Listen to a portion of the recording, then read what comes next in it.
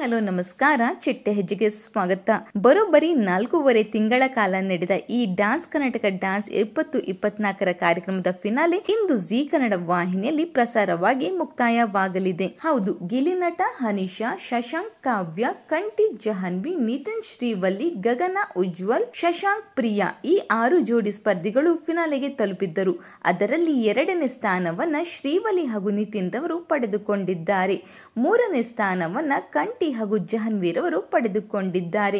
ಇನ್ನು dance Karnataka dance 2024 ಕಾರ್ಯಕ್ರಮದ winner ಯಾರು ಅಂತ ನೋಡೋದಾದರೆ 8 ಬಾರಿ ಫೈರ್ ಬ್ರ್ಯಾಂಡ್ ಪರ್ಫಾರ್ಮೆನ್ಸ್ ಪಡೆದ ಶಶಾಂಕ್ ಹಾಗೂ ಕಾವ್ಯ ಜೋಡಿ ಡ್ಯಾನ್ಸ್ ಕರ್ನಾಟಕ ಡ್ಯಾನ್ಸ್ 2024 ಕಾರ್ಯಕ್ರಮದ ವಿನ್ನರ್ ಆಗಿ ಹೊರಹೊಮ್ಮಿದ್ದಾರೆ. ಇನ್ನು ಇವರು ವಿನ್ನರ್ ಆಗಿದ್ದು ನಿಮಗೆ ಖುಷಿ ಆಯ್ತಾ ಇಲ್ಲವಾ ಅನ್ನೋದನ್ನ ಕಮೆಂಟ್ ಮೂಲಕ ತಿಳಿಸಿ.